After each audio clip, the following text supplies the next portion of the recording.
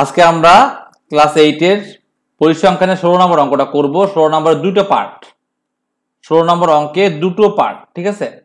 একটা পার্ট হচ্ছে ক্রমযুক্ত গণসংখ্যার সারণী তৈরি করতে বলছে, আর একটা পার্ট হচ্ছে গড় নির্ণয় করতে বলছে।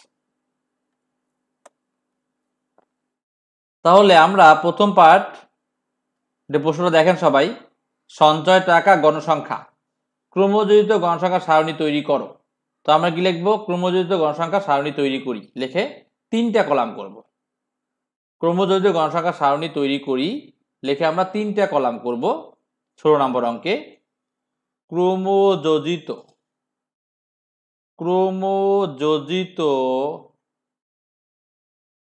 গণসংখ্যার সারণী তৈরি করি।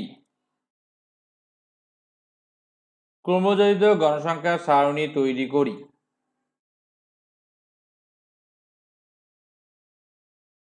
এরপরে আমরা তিনটা কলাম করব।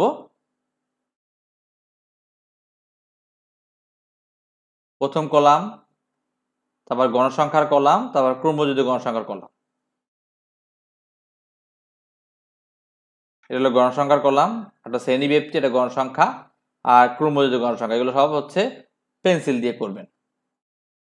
তো প্রথম কলামে আমাদের কি আছে? প্রথম কলামে আমাদের আছে হচ্ছে সঞ্চয় টাকা। তাই লিখবো সঞ্চয় টাকা। সঞ্চয় টাকায় তারপরে আমার আছে কি? তারপরে আমার আছে হচ্ছে গণসংখ্যা। গণসংখ্যা তারপরে ক্রমযোজিত গণসংখ্যা। ক্রমযোজিত গণসংখ্যা এভাবেও লিখতে পারেন, বা একটু আগে ওটাও লিখলে হবে। ক্রমযোজিত গণসংখ্যা।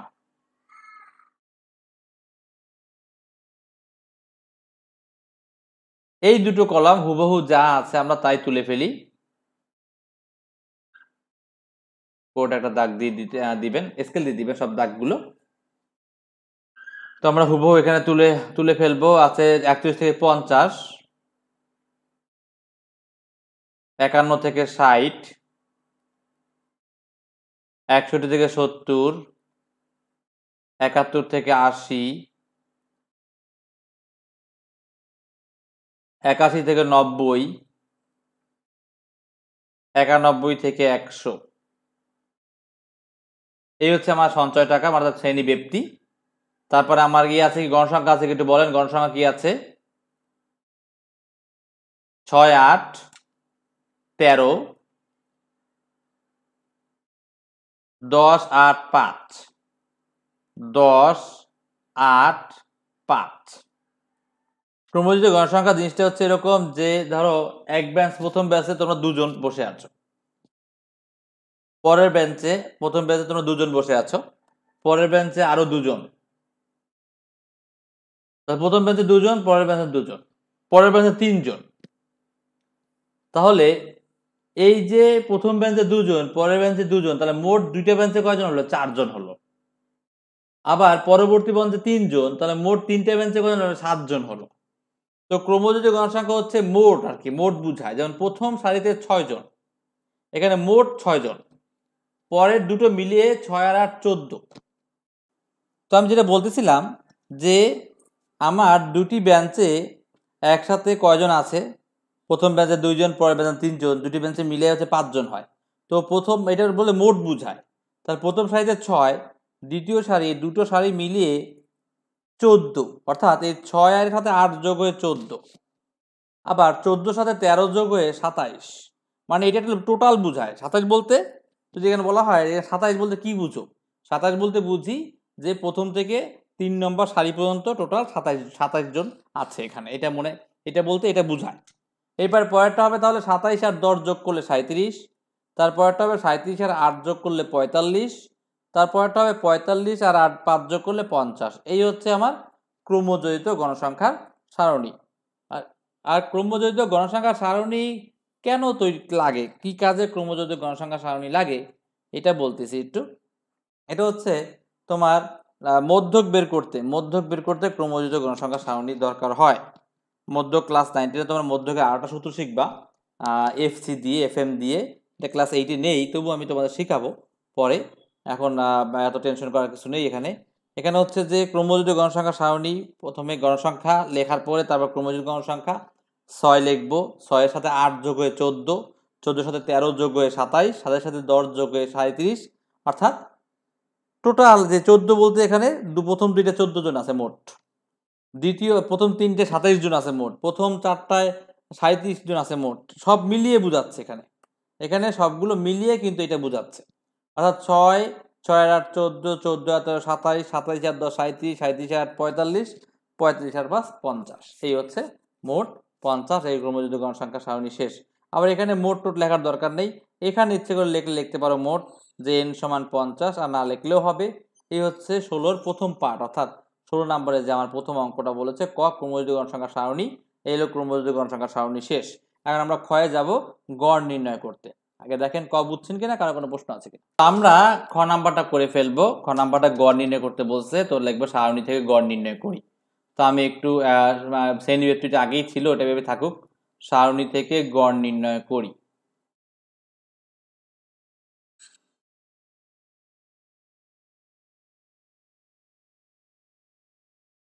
তাহলে আমার সঞ্চয় টাকা, এটা হচ্ছে শ্রেণী ব্যক্তি, এরপরে শ্রেণী মধ্যমান।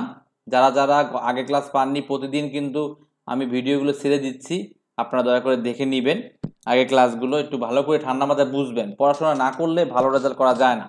তো শ্রেণী মধ্যমান এক্সআই দিয়ে প্রকাশ করে, এটা এক্সআই। এরপরে গণসংখ্যা হচ্ছে এফআই, গণসংখ্যা এফআই। তারপর আরেকটা কলাম করতে হবে, সেটা হচ্ছে এফআই এক্সআই। আমি স্কেল দিয়ে এটা আমি লিখে দিই। এবার আরেকটা কলাম, এটা হচ্ছে এফআই এক্সআই, অর্থাৎ এই দুটোর গুণফল। এটা কিন্তু মানে যারা প্রথম থেকে সবগুলো ভিডিও দিয়ে করে আসবে, তাদের কিন্তু নিজেতেই পারবে এই অঙ্কটা। তো আমরা শ্রেণী মধ্যমান বের করব। শ্রেণী মধ্যমান আমি বলছি এই দুইটার যোগ করে 2 দিয়ে ভাগ, অর্থাৎ 41 আর 50 91 হয়, 2 দিয়ে ভাগ করলে আমার আসবে 45.5। তো এইটা আমার হবে 45.5। এর পরেরটা হবে 55.5, তারপরটা 65.5, তারপরটা 75.5, 85.5, তারপরটা 95.5। যেমন 190 হয়, 190 95। এরপরে গণসংখ্যা আমার যা ছিল সেটা আমরা দেখে দেখে লিখে দিব। তো গণসংখ্যা আমাদের ছিল হচ্ছে বইয়ে গণসংখ্যা ছিল হচ্ছে 6, 8, 13, 10, 8, 5। 6, 8, 13, 10, 8, 5 লিখে দিই। 6, 8, 13, 10, 8, 5 ঠিক আছে কিনা একটু ভালো করে দেখে নেবেন সবাই, ঠিক আছে কিনা। এরপর আমরা গুণ করব, গুণ করে এখানে এফআই এক্সআই লিখবো এবং নিচে পরে যোগ করে দিব। তো এইটা তো আমার এন সমান হচ্ছে আমার কত বেরোছিল 50, এন সমান 50। আর এখানে আমার আসবে সামেশন অফ এফআই এক্সআই। তো গুণের কাজটা আপনাদের একটু করতে দিই, আপনারা তো করে ফেলেন গুণের কাজটা, অর্থাৎ এফআই এক্সআই এটা বের করেন।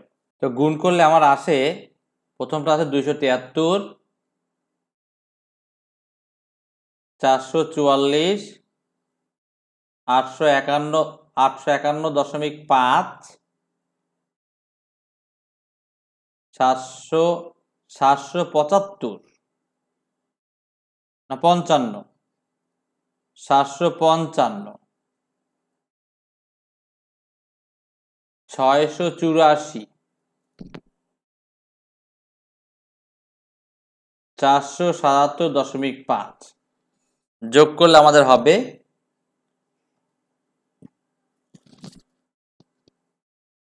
তো কত যোগফল কত আসে আমাদের যোগফল আসে কত বলেন তো, যোগফল কত আসে? 3485। 3485 অবশ্যই সবাই মিলিয়ে নেবেন, নিজের মতো করে ক্যালকুলেশন করে নেবেন, কারণ এখানেও ক্যালকুলেশন ভুল থাকতে পারে। তো আমরা জানি গড় সমান, অতএব গড় সমান summation of fi xi by হচ্ছে এন, তার মানে হচ্ছে 3485 ভাগ হচ্ছে 50, তাহলে কত হয়?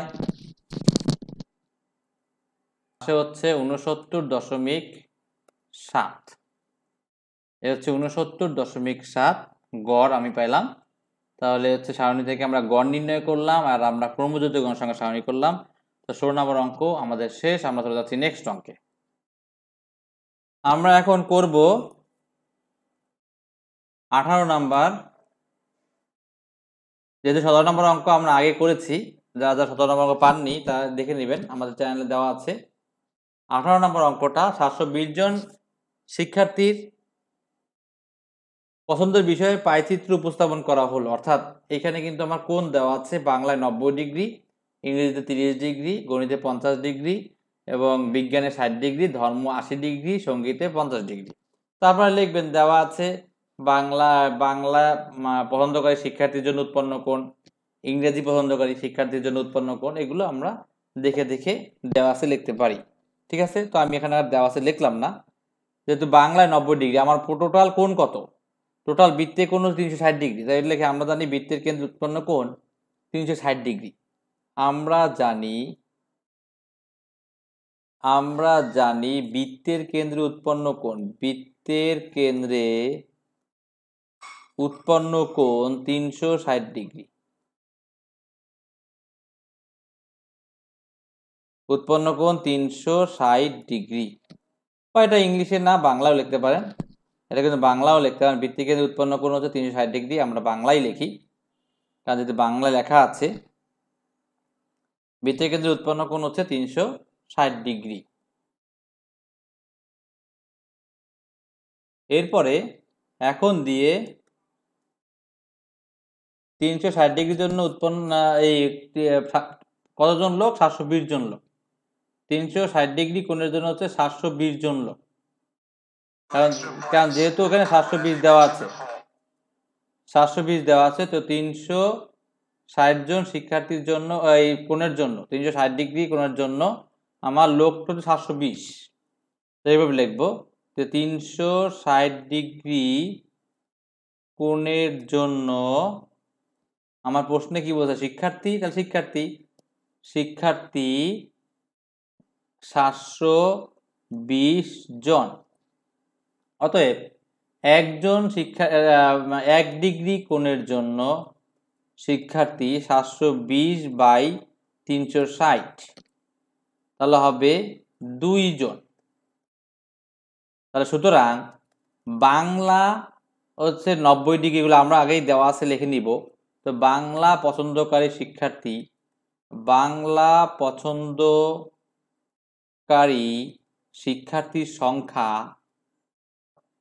শিক্ষার্থীর সংখ্যা এটা হবে, এই যে 2 আছে, 2 আর ওখানে 90, তার 90 গুণ 2, কারণ 1 ডিগ্রির জন্য 90, তার আর তাহলে এই 1 ডিগ্রির জন্য 2 জন, তাহলে 90 ডিগ্রির জন্য 90 গুণ 2, তার মানে হচ্ছে 180 জন। বাংলা পছন্দ করে এমন শিক্ষার্থী হচ্ছে 180 জন। বাংলা পছন্দ করে এমন শিক্ষার্থী হচ্ছে 180 জন। এগুলো বাংলা পছন্দকারী। এরপরে বাংলার পরে আমরা যাব হচ্ছে ইংরেজি পছন্দকারী শিক্ষার্থীর সংখ্যা। আমরা লিখব ইংরেজি পছন্দকারী শিক্ষার্থীর সংখ্যা, মানে এর 17 নম্বর অঙ্কে আমরা কোণ বের করছিলাম আর এখন আমরা সংখ্যা বের করব, কোণ দেওয়া আছে। তো ইংরেজি পছন্দকারী শিক্ষার্থীর সংখ্যা, ইংরেজি কত ডিগ্রি? ইংরেজি ছিল আমাদের কাছে 30 ডিগ্রি, তাহলে 30 গুণ 2 জন, তাহলে হবে কি 60 জন, কাজে 30 ডিগ্রি দেওয়া আছে। তারপরে আমরা ইংরেজির পরে হচ্ছে আমরা যাব হচ্ছে গণিত পছন্দকারী শিক্ষার্থীর সংখ্যা। গণিত কেউই পছন্দ করে না, কারণ গণিত পছন্দ করলে এই অবস্থা থাকে না কারোই। গণিত পছন্দকারী শিক্ষার্থীর সংখ্যা 50 গুণ 2, তাহলে হবে 100। 50 গুণ 2 তার মানে 100 জন। 100 জন গণিত গেল। এরপরে গণিতের পরে আবার আমার কি ইংরেজি গণিত। এরপরে আমাদের আছে হচ্ছে বিজ্ঞান পছন্দকারী